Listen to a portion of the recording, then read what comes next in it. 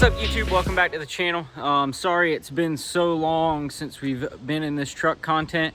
We actually got this thing running back in December, and it is now the end of April, and we've just been, I don't know, got busy with life, and you know, editing these videos wasn't quite a priority, but we're getting back into it, and we actually got about 5,000 miles on the truck so far, and it is doing great. So y'all follow along, and let's see what all we had to do to get this thing back on the road. And a little bit later, we'll take you for a test drive, and I do have a little surprise that y'all might like. So y'all stick around. All right, so we're getting the old fuel lines cut out of here. Those popped off the fuel filter, and I'm trying to get the old trans lines out, but you can see where they're at right now. Pretty high up, but these two tubes right there used to be all the way down here, so it grabbed that junk and sucked it back. So we might be getting a new trans cooler as well, so I'm trying to get these lines out right now. So while we're in here, we're going to be deleting the transmission heat exchanger that runs antifreeze through it. So it'll get rid of this tube that goes up and over the back of the block, and that'll make us where we'll be able to run a coolant bypass. And then we have a hose going back over to the side of the block, and we'll just have to plug that port going to the coolant passage there. So I've done some reading and watching some videos on this. We'll probably end up running a secondary auxiliary trans cooler, because these trans coolers can fail, and then it dumps antifreeze straight into your transmission fluid, and we don't want that. All right, last we need to take this tube off right here. It goes from there, goes up underneath the manifold, sticks out right there. And then we'll reroute some heater hose from that fitting right there up the fender and around the battery and back to our heater port. Guys, this thing gave me a fit. So if y'all do this, definitely take the oil filter off. I just went ahead and took the alternator off because I was still trying to get this tube out, and get you a big old crescent wrench with a cheater pipe, because mine was freaking tight.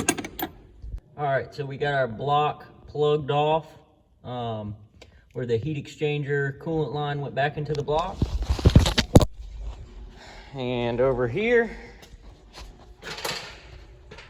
we put our new fitting in and ran our hose up behind the battery tray, out and around here, and then back up into the heater port.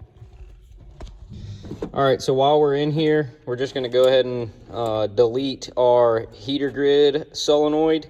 The winters here really don't get cold at all. I'd say maybe just a couple days in the 30s, and that's about it. So everything else is 40s or 50s.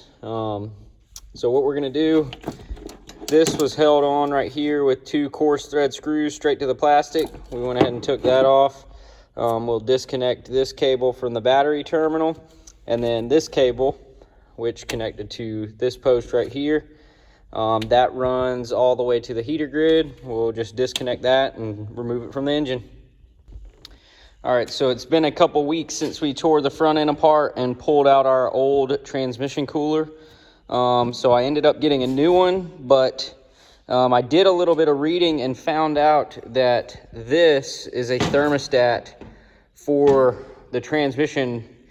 In a way, it goes through the cooler, and I guess you can see how it would come around and just bypass the cooling fins and then go right out until it gets up to temperature. And I don't know, the forum that I was reading said this was a big flow loss even when it was closed. So the one I bought is out of a 3rd gen with the 6.7 liter. So you can see that it's the exact same cooler, and they just completely got rid of the bypass circuit.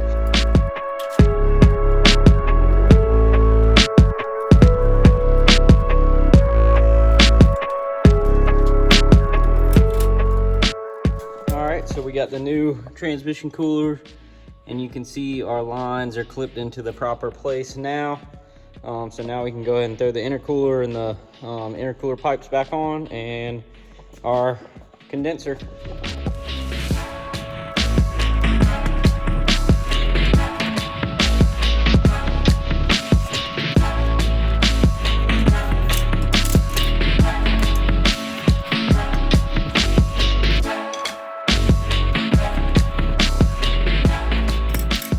What we got here is a tube to AN fitting, and then we have our push lock fittings here. Both of these are -6, and then under the truck, one of our fuel lines is a 5/16 tube, and so I got 5/16 to -6, and then the other one is a 3/8 tube, so 3/8 to -6 AN, and then we just got Vibrant's push lock hose, 10 feet, and it should be just enough. And then also for our fuel system, I'm reusing the stock quick connect fuel line. I just cut it off of the hard plastic hose. And then I found, it is a Dorman part, 800-084, and it is a 5/16 quick connect tube to a 3/8 hose bar down on this end. So we're going to be able to go to -6 on both ends, and then one end will be a 5/16 and one end will be a 3/8. All right, guys, so we cut back our fuel lines a little bit more and got all the stuff that was all chewed up out of the way. And I've been struggling with these things for a little bit because I was thinking they were supposed to line up, you know, nice and perfect, but I don't know. I think they're just screwed up from the factory and not in line. So we got them about as straight as possible and about as good as it's gonna get. Got a little brass ferrule and a nut. Slide your nut on your brass ferrule, and then push your fitting on and make sure it threads on straight. We're gonna go about one full turn.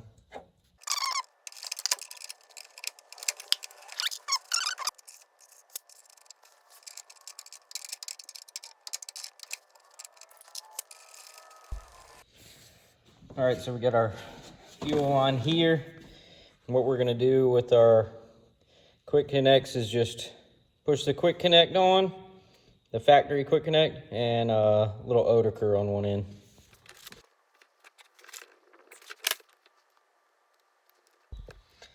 All right, so we got our one half of our fuel line plugged in there. So we're gonna route it, pull it right here and cut it, and then do the same for the other.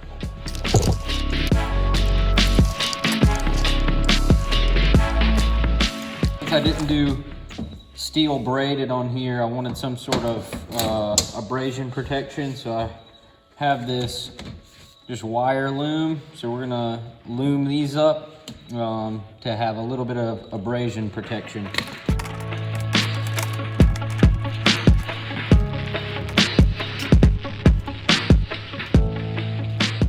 And there we go.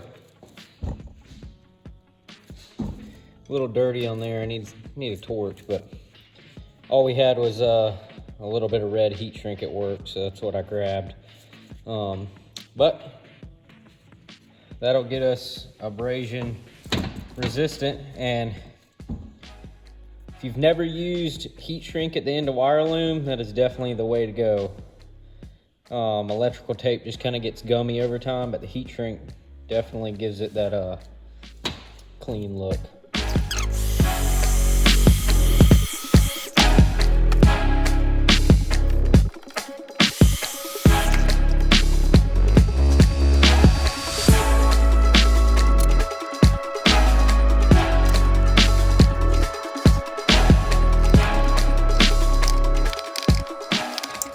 Got them all hooked up. We're gonna figure out some sort of way to kind of fasten these nice and neat. Now, since we got fuel hooked back up, let's try to crank this puppy. All right, so I got our neutral safety switch. I depressed the plunger with the key on. I depressed the plunger until I saw the reverse lights come on, and then just slightly past it until the reverse lights cut off. That's where I zip tied it down to. So let's get in the truck and see if it'll start. Not sure if it will. Oh. Nope. Let's try something else.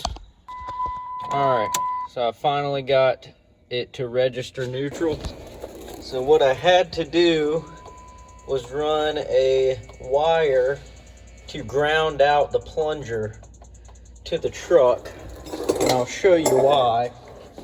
So if you look on the valve body, on the shift cam, whatever you want to call it, there's a bare metal spot there and there. So that's going to be neutral. That's going to be park.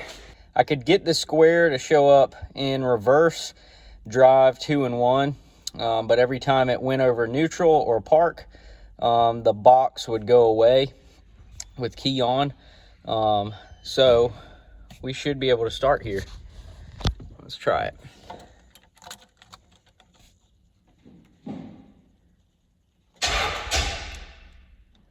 Oh, dead battery. Try it again.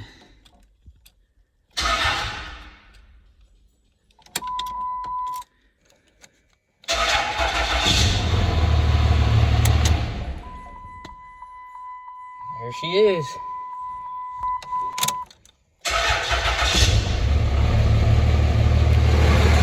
Let's check the blow by.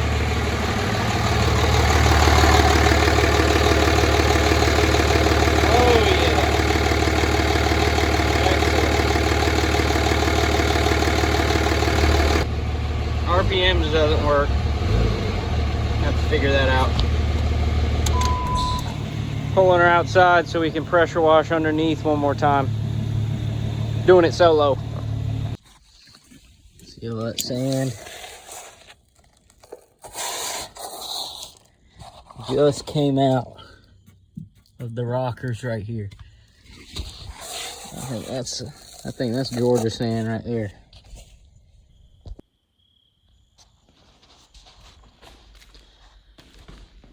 Got her all cleaned up. Ready for a buff and a trans install. So, since our transmission tunnel insulation, if you want to say, got a little bit tore up by the drive shaft, and it's old and weathered, peeling off around the exhaust, I'm just going to go ahead and trash it. And we went ahead and got this DEI boom mat. Adhesive vac. So we're just going to contour this to the transmission tunnel. If we need to make any cuts, I got some tape for it, and then I also bought a roller just to kind of be able to smooth it out good. So we're going to go ahead and start throwing this in the truck, and yeah. All right, guys, so we got our insulation in, and stuff was pretty difficult. I ended up having to cut it into smaller sheets than what it was.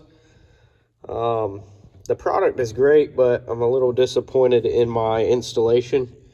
It might look a little bit better on camera than it does in person, but we got it all insulated, so it should keep the cab a little bit cooler and quieter. So let's go ahead and start getting this transmission in. And I've been wheeling around up under this thing, and I got so much sinus pressure in here, and it's just like killing me. I got snot wiped all over up underneath that truck. All right, so first 48 build, fingers crossed. My name. So Hopefully we don't have any problems out of it. Let's go and throw the torque converter on.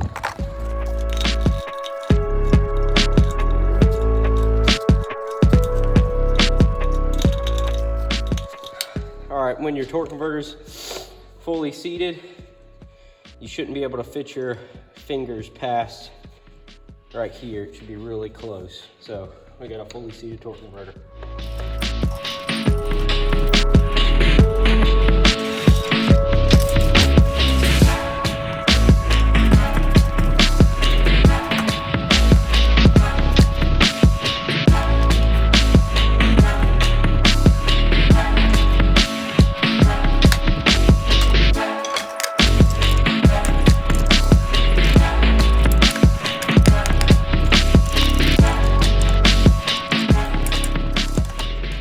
All right, so we got the trans in, cross member, transfer case.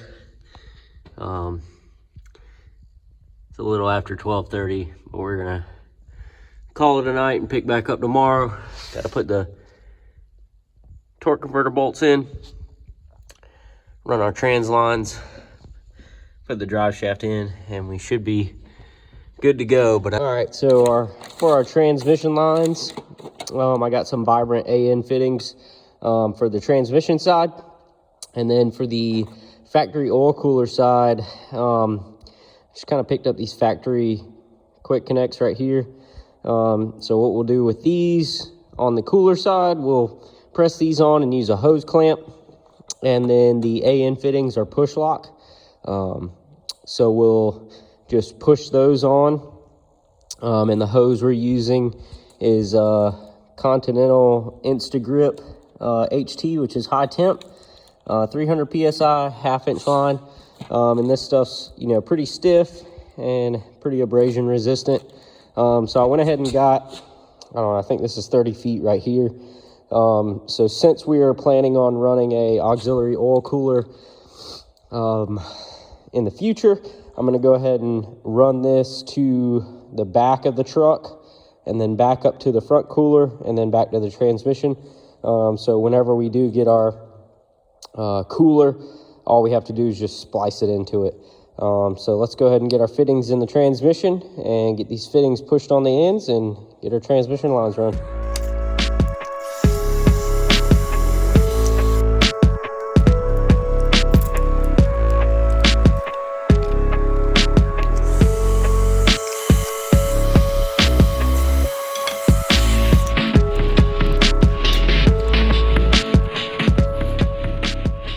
All right, so we got our transmission lines run, and like I said, we're gonna go ahead and run a length of line all the way back,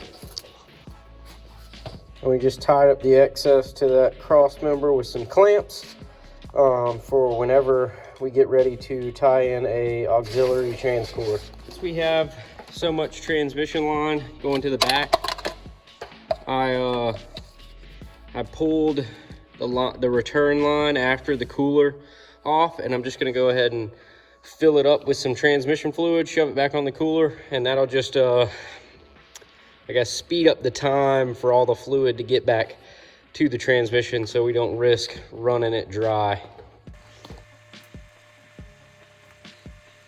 All right, so we're doing this oil change, fresh filter, just with some conventional 1540 Rotella, and then we're also going to put some of this Hot Shot Secrets FR3.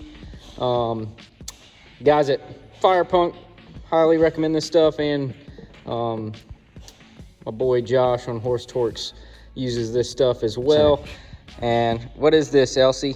A truck drink. A truck drink, yeah. All right, you want to help me put it in the truck? Yeah. All right, let me pour it in here. Okay. But the truck's drinking it. Yeah, the truck's drinking it, isn't he? Yeah. Here we go. Good job. Thank you.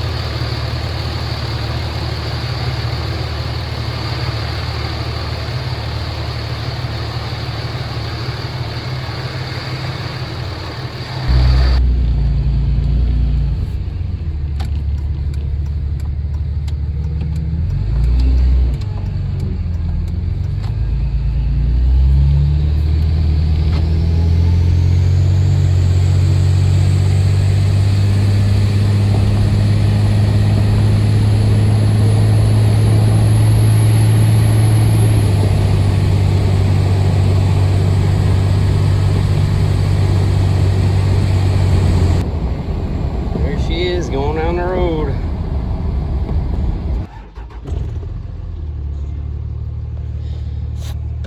All right, guys, and like I said, we've put about 5,000 miles on the truck almost. We do have a check engine light on because of the heater grid delete. I haven't quite figured out how to get rid of that code or fool the system. But I just wanted to take y'all on a little test drive after we've beaten this thing down a little bit and show you this line pressure gauge as well. All right, so as you can see for the line pressure gauge, we rigged this into our accumulator piston. There's a port on the side of it. You pull it, ran a line to a 230 pound gauge.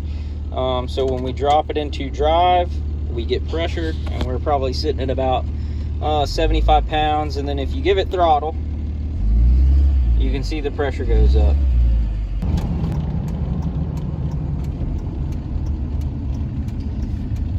Guys, this line pressure gauge, you can see in first gear, we're at about 75 pounds, and it throttles up as we press the throttle. There's second gear,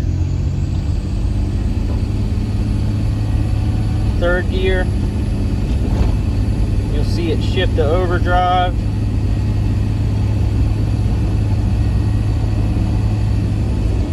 There's overdrive.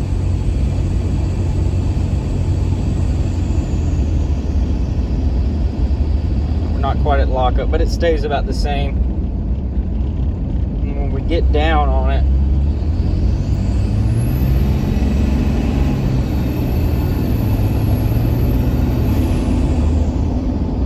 see about 185 to 200 psi, just like it says. So guys, the line pressure gauge, it just kind of is there so it'll pick out any issues that we might have early on before it does hurt the transmission. So like I said, we've been riding with ours for several thousand miles with the line pressure gauge, and it has been looking good. All right, guys, and are y'all ready for that surprise? Let's check it out. Oh yeah, we got us some new wheels and meats for this thing. So these wheels were actually off of my old green Dodge in there, and they've been sitting with 37s on them for a good little while. So I went out and found me a set of 33 1250 20s to put on this thing, and it fits pretty good. I still need to do a little bit of trimming to the front, but it definitely changed the look of this truck, and it looks good. So if y'all haven't already seen already, the name we are giving this truck is Old Smoky 2.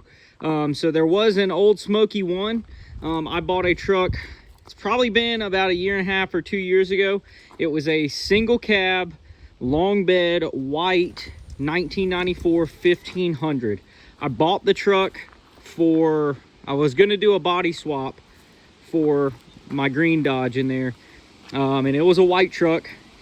And when the green Dodge blew up, I put that thing on the road, and it was 20,000 flawless miles. I threw a set of used tires on it, slapped 20,000 miles on it in 8 months, and it was great. So I gave that truck the name Old Smoky.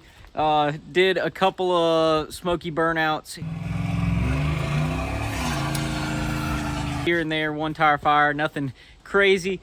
But this is a newer white Dodge Ram, so it is Old Smoky 2, and we're not just going to give that name to this thing without doing a smoky burnout. Smoky burnout. Smoky burnout.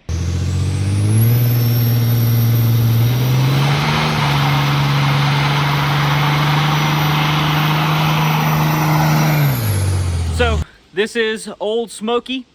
Y'all drop a comment down below, let me know what y'all think of the name. It's kind of stuck already, so you'd have a hard time changing my mind. So guys, thank you so much for watching. Drop a comment down below, let me know what y'all think of the truck. Let me know if you think it looks good or not, or what other things you think we might should do to it to make it look even better. I do know one thing: the dull headlights need to go. and we need to get a little bit of tint on them side windows and the front one. So let me know what y'all think about that. But guys, I appreciate y'all watching. Drop a comment down below. Let me know what y'all think. If you're not subscribed already, hit that subscribe button, hit that like button, and guys, we'll catch you on the next one.